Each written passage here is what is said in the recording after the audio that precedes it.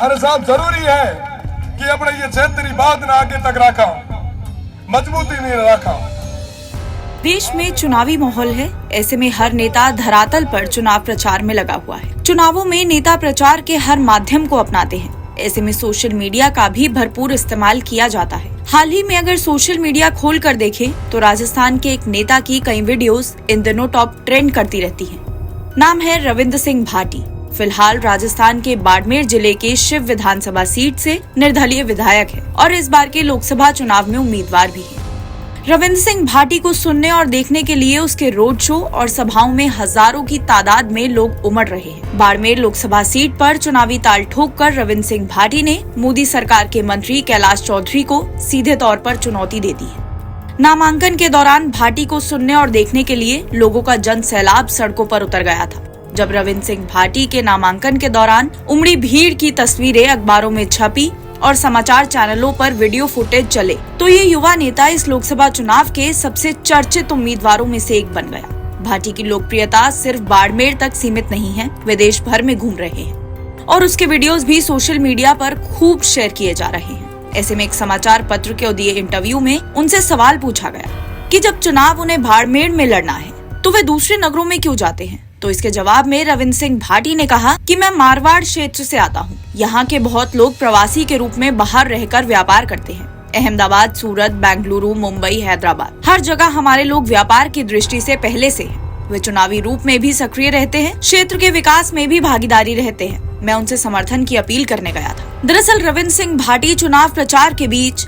बेंगलुरु, हैदराबाद, मुंबई जैसे बड़े शहरों के दौरा करने गए। वहाँ भी उन्हें जनता का भरपूर प्यार मिला। इसके वीडियोस खुद भाटी के सोशल मीडिया अकाउंट पर शेयर किए गए। बाड़मेर के छोटे से गांव दुधोड़ा के रहने वाले रविंद्र सिंह भाटी बेहद सामान्य परिवार से आते हैं। उनके पिता शिक्षक हैं। भाटी के परिवार का राजनीति से दूर दूर तक कोई नाता नहीं है। रविंद्र सिंह भाटी ने अपने शुरुआती शिक्षा गांव के पास स्थित सरकारी स्कूल से पूरी की, फिर बाड़मेर शहर के एक स्कूल से इंटरमीडिएट तक की पढ़ाई पूरी की। वे उच्च शिक्षा के लिए जय नारायण व्यास यूनिवर्सिटी जोधपुर पहुंचे। यहीं पर उन्होंने अखिल भारतीय विद्यार्थी परिषद के कार्यकर्ता के रूप में छात्र राजनीति में कदम रखा। भाटी ने ग्रेजुएशन के बाद वकालत की पढ़ाई भी पूरी की।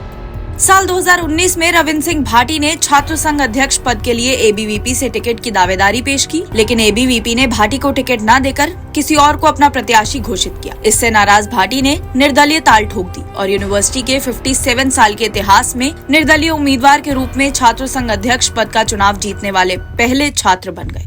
इसके बाद भाटी ने कभी पीछे मुड़कर नहीं देखा। रविंद्र सिंह भाटी तब और चर्चा में आ गए जब उन्होंने 2022 में अपने दोस्त अरविंद सिंह भाटी को जय नारायण व्यास विश्वविद्यालय के छात्र संघ चुनाव में अध्यक्ष का चुनाव जितवाया।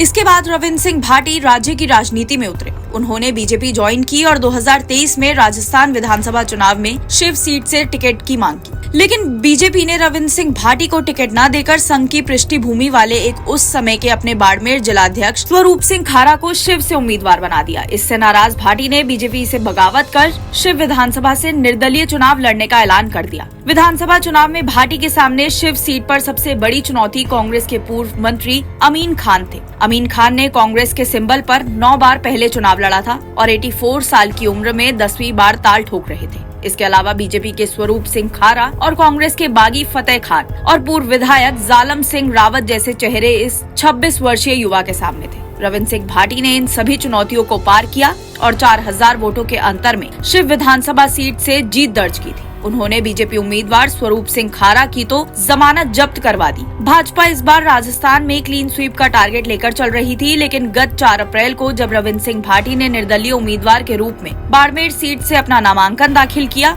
और उनकी रैली में जन सैलाब उमड़ा तो बीजेपी की टेंशन बढ़ गई। भाटी की उम्मीदवारी से बाड़मेर सीट पर अगर किसी को सीधा नुकसान पहुंचता दिख रहा है तो वे बीजेपी प्रत्याशी कैलाश चौधरी ही हैं। चूंकि रविंद्र सिंह भाटी एबीवीपी के सदस्य रहे हैं और खुद को वैचारिक रूप से बीजेपी के करीब पाते हैं, इसलिए उनके समर्थन भी बीजेपी के कार्यकर्ता और वोटर ही हैं। ऐसे में भाटी इस सीट पर भाजपा को ही वोट काटते दिख रहे हैं।